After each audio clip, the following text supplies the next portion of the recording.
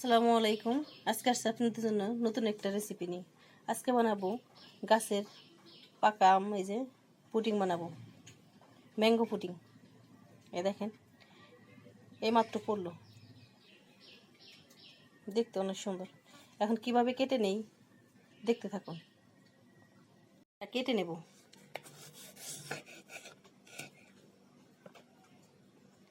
আমটা এরকম ভাবে কেটে নেব। আপনারা আপনাদের মতো সাইজ মতো কাটতে পারেন।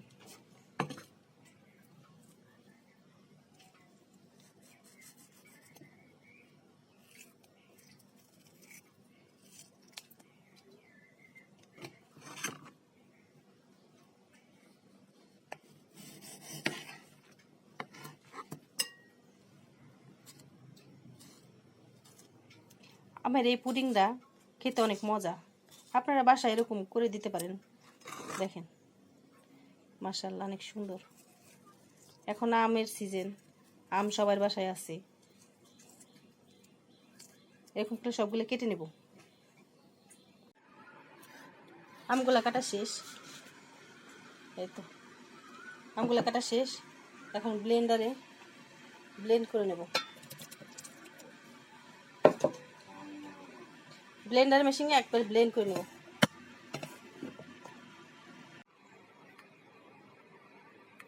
আমার আমগুলা ব্লেন্ডার করা শেষ, এই যে একবার মিহিন হয়ে গেছে। আর এখানে এর সাথে লাগবে চিনি, গরুর দুধ লাগবে, আর লাগবে কর্নফ্লাওয়ার। এই কয়েকটা উপকরণ লাগবে। আর এখানে দিয়ে দিব পাতলে দিয়ে দিব দুধ। দুধ পুরাটা দিব না, অর্ধেক রেখে দিব। আর এর মধ্যে দিয়ে দিব 1 কাপ চিনি। চিনি আপনাদের স্বাদ মতো দিবেন, যতটুকু লাগে অতটুকু দিবেন।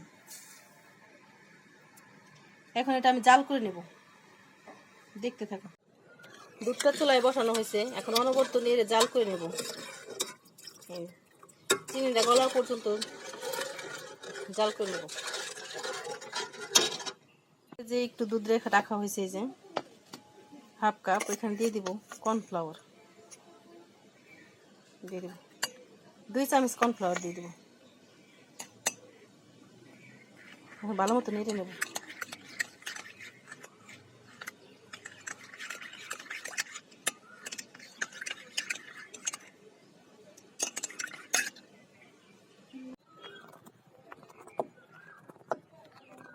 দুধে জাল উঠে গেছে, এই তো, কিন্তু আর একটু জাল করে নেব।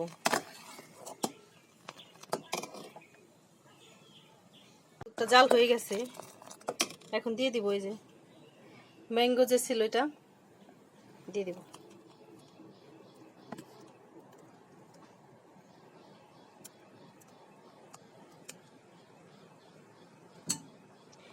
এটা দিয়ে ভালো মতো জাল করে নেব। এই যে ভালো মতো জাল করে নেব। আমার এটা প্রায় জাল করা হয়ে গেছে, এই তো ঘন হয়ে আসছে। এখন এর মধ্যে দিয়ে দিব এই কর্নফ্লাওয়ারটা। এই যে আস্তে আস্তে মিলাবো, আস্তে আস্তে দিব।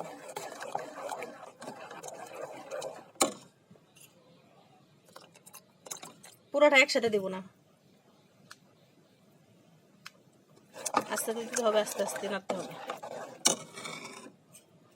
চুলার আঁচটা লো থাকতে হবে, তাহলে দুধটা কিন্তু জমার সম্ভাবনা থাকে।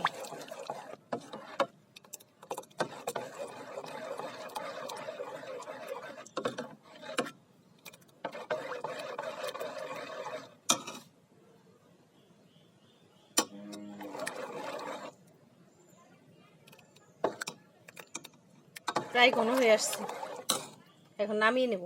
আমি সেট করার জন্য এই বাটিতে দিয়ে দিব।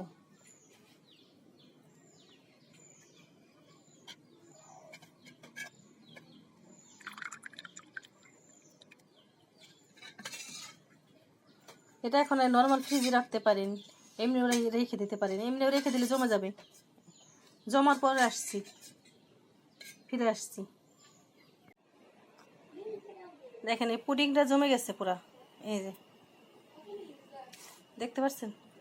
এখন এটা করে নেব, প্লেট দিয়ে উল্টাই নেব। ম্যাঙ্গো পুডিংটা জমে গেছে, দেখেন জমে গেছে। আপনারা এরকম বাসায় ট্রাই করতে পারেন। আর ভালো লাগলে আমাদের চ্যানেলটাকে লাইক এবং সাবস্ক্রাইব করে দিবেন। আল্লাহ হাফেজ।